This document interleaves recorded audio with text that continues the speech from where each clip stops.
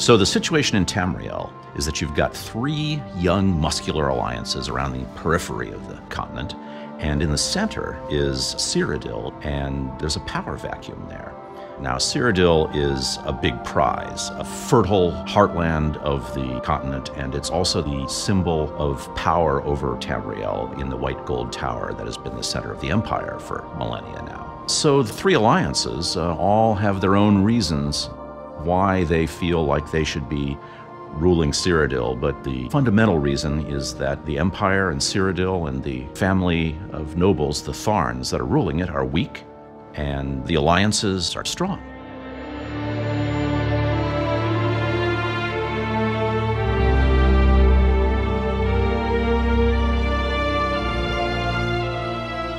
So the empire is weak, but their leaders are cunning.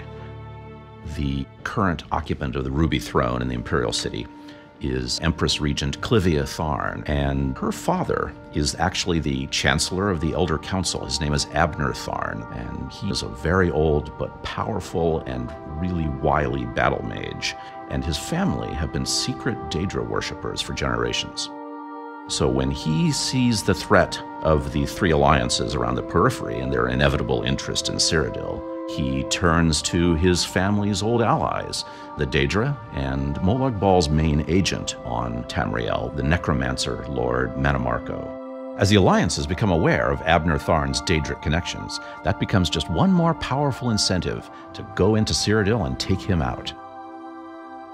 So, the alliances are very different, and they have different reasons, and they have different justifications for why they are going to be marching into the center of the continent. And this goes back to the individual leadership of the three alliances, and their motivations for why they're doing this in many ways reflects the values of the alliances themselves.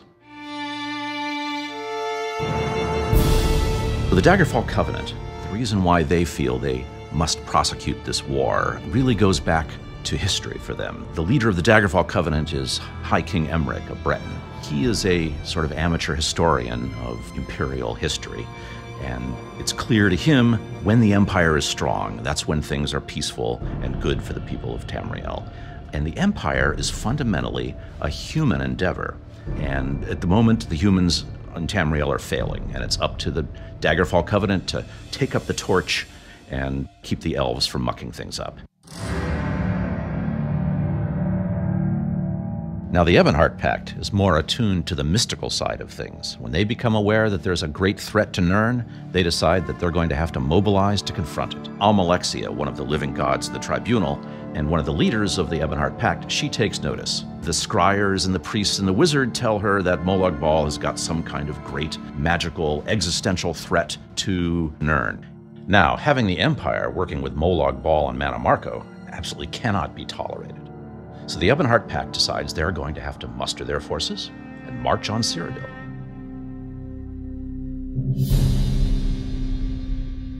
The Third Alliance, the Aldmeri Dominion, is led by Queen Irene of the High Elves, and her reasons for pushing this war into Tamriel are geopolitical and also personal.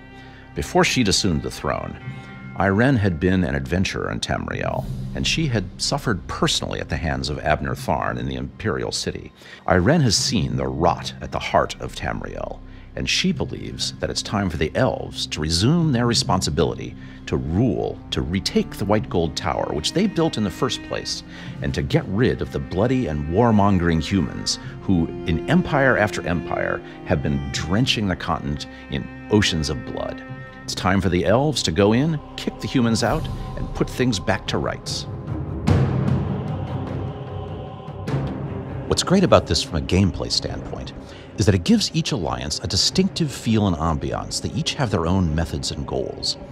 And the player gets to experience this difference from inside each alliance. They get to take up these methods and try to achieve these goals as they're playing through the story of the Alliance War. It's a hallmark of the Elder Scrolls series. There is no single truth about the world, that everybody sees things from their own vantage point. And it's that legacy of a rich and nuanced world that we've taken up and expanded upon for Elder Scrolls Online.